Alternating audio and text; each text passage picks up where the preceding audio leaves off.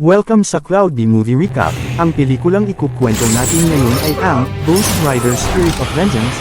Halina't simulan na natin. Nagsimula ang pelikula sa pagpapakita ng pangunahing tauhan na si Mor-O habang dumarating siya sa isang lumang kuta sa silangang Europa sakay ng kanyang motorsiklo. Doon ay nakipag-usap siya sa isang monghe at tinanong kung magiging ligtas ba ang bata sa lugar na iyon. Gayunpaman, sinabi ni Mor-O na iniisip niyang kailangan niyang ilayo ang bata dahil napakadelikado ng mga taong humahabol dito. Habang nag-uusap sila, bigla silang inatake ng isang armadong grupo. Umulan ng bala sa buong kuta at agad na gumanti ng putok si Mor-O. Doon natin nakita ang batang si Danny, ang anak mismo ng Diablo. Kasama rin niya ang kanyang ina na si Nadia. Habang nagpapatuloy ang pag-atake, pilit na tumatakas ang mag-ina upang makaligtas. Pinangunahan ng mersenaryong si Kerrigan ang mga humahabol sa kanila. Samantala, nahulog si Mor-O sa bangin matapos niyang barilin ang mga gulong ng sasakyan ng mga kalaban upang mabagalan ang kanilang pagtugis. Mabuti na lamang at nasalo siya ng isang malaking puno kaya nakaligtas siya. Pagkatapos mailigtas ang mag-ina, lumipat ang eksena kay Johnny Blaze. Nalaman natin na 8 taon nang hindi ginagamit ni Johnny ang kapangyarihan ng Ghost Rider. Samantala, nagtungo si Mor-O sa bahay ni Johnny at ipinaliwanag ang lahat ng nangyari. Ngunit hindi siya pinaniwalaan ni Johnny at agad pa siyang inatake. Tinanong niya kung sino ito at kung ano ang pakay nito. Sinabi ni Mor-O na alam niya kung sino si Johnny at kailangan niya ang kanyang tulong. Nagtaka si Johnny kung bakit siya ang hinihinga ng tulong. Ipinaliwanag ni Mor-O na alam niyang nasa loob pa rin ni Johnny ang espiritu ng Ghost Rider. Nag-alok siya ng isang kasunduan.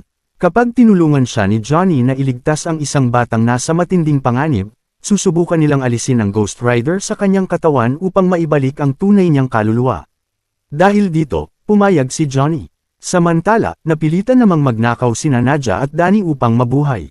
Ngunit ng gabing iyon, muli silang natunto ni Kerrigan at ng kanyang mga tauhan. Balak silang hulihin at ibalik kay Rourke, ang mismong Diablo. Sa kabilang banda, nagbagong anyo si Johnny bilang Ghost Rider at nagsimula ang kanyang misyon. Dahil naaamoy ng Ghost Rider ang kasamaan, agad niyang natunto ng kinaroroonan ni Nadia at Danny bago pa sila mapatay ni Kerrigan. Pagdating niya, walang pag-aalinlangang sinalakay ng Ghost Rider ang mga armadong kalaban. Pinaputukan siya ni Kerrigan gamit ang shotgun at rifle, ngunit wala itong naging epekto. Napagtanto niyang hindi niya kayang patumbahin ang nilalang na iyon kaya palihim siyang tumakas. Habang nangyayari ito, tumulo ang isang patak ng dugo ni Danny sa lupa. Dahil dito, biglang nanghina ang kapangyarihan ng Ghost Rider. Nang mapansin ito ni Kerrigan, bumalik siya at muling sinalakay si Johnny. Pagkatapos ng labanan, nagising si Johnny sa isang ospital. Kinausap siya ng isang nurse at tinanong tungkol sa kanyang mga sugat, ngunit iniwasan niya ang mga tanong nito. Pagkaalis ng nurse, palihim siyang tumakas sa ospital. Hindi nagtagal, nakita niyang naghahanap si Nadia ng mapagtataguan kaya sinundan niya ito. Samantala, hawak na ni Kerrigan si Danny. Tinawagan niya si Rourke at sinabing nahuli na niya ang bata, ngunit humingi siya ng dobleng bayad dahil hindi niya inaasahang makakalaban niya ang Ghost Rider. Tinanong din niya kung ano ang gagawin sa bata. Inutusan siya ni Rourke na ipakausap sa kanya si Danny. Pagkasalita pa lamang ng bata ng isang salita, bigla itong nawala ng malay matapos ang isang nakapangangilabot na sigaw. Nagulat si Kerrigan at tinanong kung ano ang ginawa ni Rourke. Ipinaliwanag ni Rourke na nilagyan niya ng selyo ang katawan ni Danny upang hindi na siya matuntan ng Ghost Rider. Gayunpaman, sinabi rin niyang matutuntun pa rin ng Ghost Rider si Kerrigan, kaya kailangan itong magdoble ingat habang hinihintay ang kanyang pagdating. Samantala, nadatnan ni Johnny si Nadia at tinanong kung bakit siya tinatakasan nito. Ikinwento ni Nadia ang buong katotohanan. Matagal na raw silang hinahabol ni Kerrigan. Dati silang magkasintahan at magkasamang namuhay. Mayaman si Kerrigan at sagana sa pera, sasakyan at armas, kaya pumayag siyang makisama rito noon. Pagkatapos ay tinanong ni Johnny kung si Danny nga ba ang tunay niyang anak. Sinagot ni Nadia na oo, anak niya si Danny, ngunit hindi si Kerrigan ang ama nito. Ang tunay na ama ng bata ay si Rourke. Samantala, nagtungo si Kerrigan sa kanyang mabibigat na armadong mga kasamahan. Sa kabilang banda, natagpuan ni Johnny at Nadia ang isang lalaking may alam sa pinagtatagwan ni Kerrigan. Matapos siyang pilitin na magsalita, sinabi nitong nakakulong si Danny sa isang gusaling ginagawa pa lamang. Bahagyang inilabas ni Johnny ang kapangyarihan ng Ghost Rider upang takutin ang lalaki, ngunit hindi niya ito hinayaang tuluyang kontrolin ang kanyang katawan dahil ayaw niyang ilagay sa panganib si Nadja o mabunyag ang kanyang pagkatao. Matapos makuha ang kinakailangang impormasyon, nagtungo sila sa pinagtatagwan ni Kerrigan. Nalaman din ni Kerrigan na paparating na ang Ghost Rider kaya naghanda siya kasama ang kanyang hukbo. Nag-ipon pa sila ng mabibigat na armas, kabilang ang isang rocket launcher, sa pag-asang mapapatamba nila ang Ghost Rider. Pagsulpot ng Ghost Rider, agad na sumiklab ang matinding labanan. Habang inililigtas ni Nadja at Danny ang kanilang mga sarili, mabilis namang pinabagsak ng Ghost Rider ang mga mersenaryo gamit ang kanyang nagliliyab na motorsiklo. Sa huli, natalo niya si Kerrigan. Habang tumatakas sina Nadja at Danny, hinabol sila ng Ghost Rider at muntik na niyang patayin si Nadja.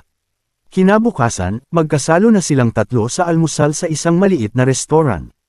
Sinubukang kausapin ni Johnny si Danny, ngunit nanatiling tahimik at walang interes ang bata.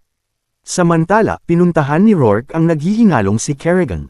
Namatay si Kerrigan sa kanyang harapan, ngunit agad siyang binuhay muli ni Rourke bilang isang nilalang na tinatawag na Blackout, na may kakayahang magdulot ng ganap na kadiliman at mabulok ang anumang mahawakan niya. Dahil humihina na ang katawan ni Rourke habang nasa mundo ng mga tao, inutusan niya si Blackout na bawiin si Danny. Doon din nalaman na patuloy nang nanghihina ang katawan ni Rourke. Upang maibalik ang kanyang lakas at kabataan, kailangan niyang angkinan ang katawan ng sarili niyang anak. Si Danny ang kanyang tunay na anak, kaya balak niyang isagawa ang isang ritual upang ilipat ang kanyang kaluluwa sa katawan ng bata at magkaroon muli ng bata at malakas na katawan. Samantala, nagtungo sina Johnny, Danny at Nadja sa isang sinaunang kuta sa silangang Europa. Ang mga taong nakatira roon ay namumuhay pa rin ayon sa tradisyon ng kanilang mga ninuno. Wala silang kuryente at hindi gumagamit ng makabagong teknolohiya. Umaasa lamang sila sa liwanag ng araw at ng buwan. Doon nila muling nakita si Mor-O at ang mga monghe. Napag-alaman na ang mga monghe pala ang nag-utos kay Mor-O na iligtas at dalhin si Danny sa kuta. Pinanggako ni Methodius at ng iba pang monghe na paprotektahan nila ang bata bago isagawa ang ritual ng pagpapaalis sa espiritu. Ipinaliwanag ni Mor-O kay Johnny na ang Ghost Rider ay dating anghel ng hustisya na si Zerethos. Nalinlang ito at napunta sa impyerno, kung saan tuluyan itong nabaliw. Bagamat nanatili ang kanyang pagnanais na maghatid ng hustisya, naging espiritu na siya ng paghihiganti na, walang awa sa pagpaparusa sa masasama. Bagamat nagduda si Johnny kung mayroon pang kabutihan na natitira kay Zerethos, matagumpay pa rin nilang naalis ang espiritu mula sa kanyang katawan. Ngunit biglang ipinakita ni Methodius ang kanyang pagtataksil. Plano pala niyang patayin si Danny upang hindi magamit ng Diablo ang katawan nito at makamit ang higit pang kapangyarihan. Dahil dito, ikinulong sina Johnny, Mor-O at Nadja habang ihahanda ang pagpatay sa bata. Ngunit bago pa ito mangyari, dumating si Blackout. Pinatay niya si Methodius at ang iba pang monghe, saka muling dinukot si Danny at dinala ito kay Rourke. Labis na nasaktan si Nadja sa mga pangyayaring naganap. Ngunit nanumpa si Johnny na ililigtas si Danny kahit nawala na ang kapangyarihan ng Ghost Rider sa kanya. Sinabi ni Nadja na alam niya kung saan malamang dinala ang bata. Ipinaliwanag naman ni Mor-O na marami silang makakalaban, kaya kailangan nilang maghanda ng maraming armas. Dahil dito, kumuha sila ng mga pinakamabibigat at pinakamapanganib na sandatang maaari nilang gamitin. Pagsapit ng gabi, sinimulan na ni Rourke ang ritual na matagal na niyang pinaplano. Layunin nitong maibalik ang kanyang buong kapangyarihan at magkaroon muli ng isang bata at malakas na katawan. Habang nagpapatuloy ang ritual, dumating naman sina Mor-O, Nadja, at Johnny sa pinagtatagwan ni Rourke. Sa loob ng gusali, nakita nila ang napakaraming bote ng sinaunang alak. Isa sa mga ito ay mahigit 2,000 taon na ang tanda. Biglang binuksan ni Mor-O ang bote at nagsimulang uminom. Nagtaka si Johnny at tinanong kung tama bang maglasing bago sumabak sa isang napakahalagang labanan.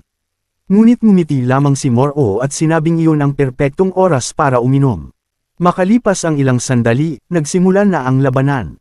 Hinarap ni Rourke si Johnny, ngunit wala siyang nagawa laban dito.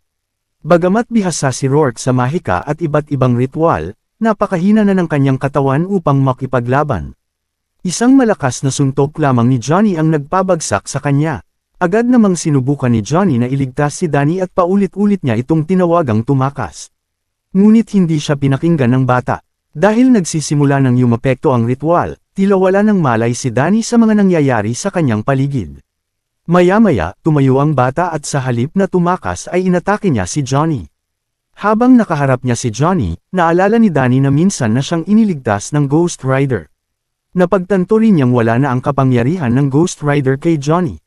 Dahil dito, kusang ibinalik ni Danny ang kapangyarihan ng Ghost Rider kay Johnny. Muli na namang naging Ghost Rider si Johnny. Samantala, sinamantala ni Rourke ang pagkakataon. Mabilis niyang dinampot si Danny at tumakas sakay ng kanyang sasakyan.